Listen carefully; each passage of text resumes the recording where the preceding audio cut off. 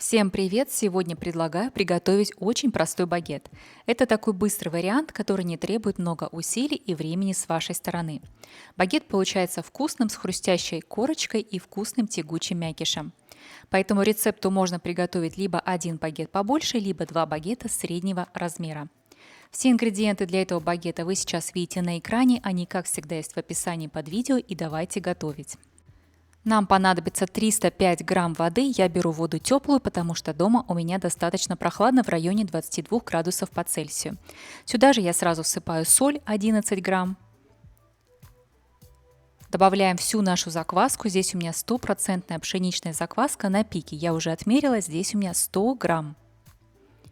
Закваска на пике, обратите внимание, всегда плавает на поверхности жидкости. Все это хорошенечко перемешиваем до растворения закваски. Нам также понадобится мука, я буду использовать два типа. Здесь у меня 45 грамм цельнозерновой пшеничной муки. И сюда же добавляю еще 450 грамм белой муки общего назначения. Белок в этой муке у меня 11,7. Все это хорошенечко перемешиваю я сначала лопаткой до образования вот такого мягкого теста. Далее лопатку нужно отложить в сторону, потому что тесто плотное. С ним с одной стороны удобно и хорошо работать, оно хорошо держит форму, но и с другой стороны нужно забраться руками и повымешивать руками. Тесто должно получиться вот такое мягкое, липкое. Как только вся мука увлажнилась, накрываем тесто крышкой и оставляем его на отдых на 1 час. В это время я подготовлю чашку и смажу ее растительным маслом со всех сторон. В этой чашке я буду растаивать тесто дальше. Температура введения этого теста вы сейчас видите на экране. Тесто у меня уже постояло и отдохнуло час. Сейчас оно выглядит еще немного рваным. Поэтому я собираю все края теста к центру, немножко округляю тесто. И на данный момент его нужно будет повымешивать.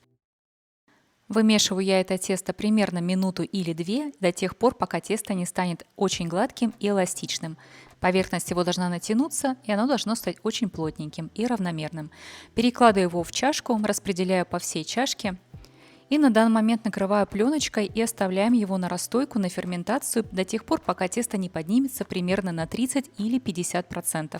Температуры введения теста у вас были на экране, температуры соблюдаем. Всего на этот процесс может уйти от 3 до 4 часов.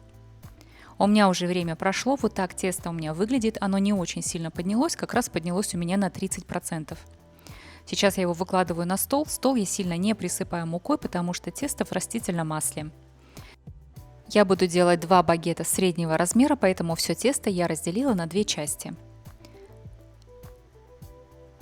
Если тесто немного пристало к столу, слегка поднимаем его шпателем, и в принципе дальше оно не очень-то и липнет.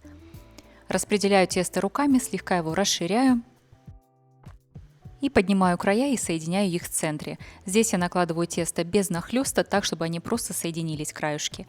И затем все это сворачиваю в такую продолговатую заготовочку. Повторяю все то же самое со вторым кусочком теста, формую такую же продолговатую заготовку, накрываю затем две заготовки пленочкой и оставляем их на отдых еще минут на 40 при комнатной температуре.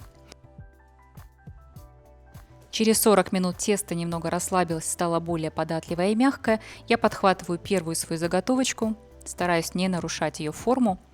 Здесь я уже подсыпала небольшое количество муки, чтобы можно было двигать наш будущий багет. Слегка опять расправляю тесто, прохожусь по нему пальцем так, чтобы оно слегка расплющилось. И подкатываем края, формуем наш багет. Если нужно, помогаем шпателем отделить тесто от стола.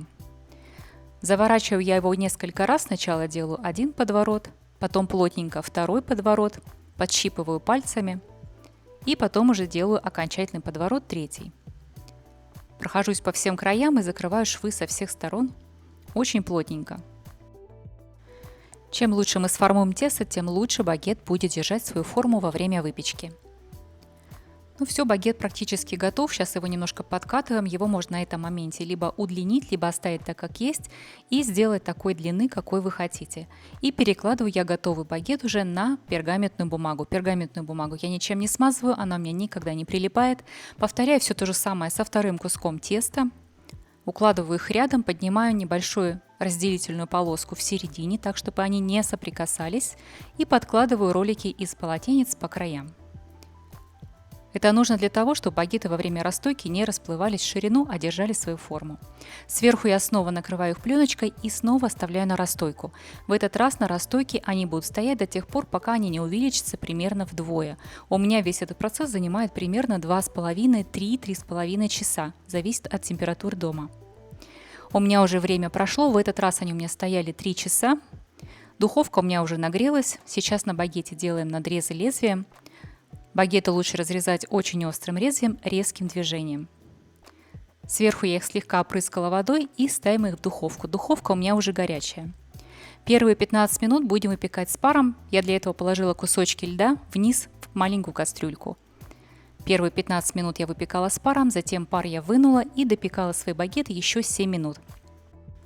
У вас время выпечки может быть немножко другим и зависит от размера багетов, которые вы приготовили, и также от особенностей духовки. Поэтому я рекомендую заглядывать немножко в духовку, посматривать, и как только багеты достигли желаемого цвета, то можно их вынимать. Багеты эти особенно вкусные в первый день, когда у них хрустящая корочка, безумно вкусный аромат, но и на второй день они также сохраняют свой вкус и приятную текстуру. На второй день они становятся уже не такие хрустящие, но по-прежнему корочка тягучая и очень приятная, а мякиш мягкий и мелкопористый. Вот такие багеты получаются. Это базовый, очень простой вариант, очень простой рецепт для всех, кто хочет попробовать свой первый багет.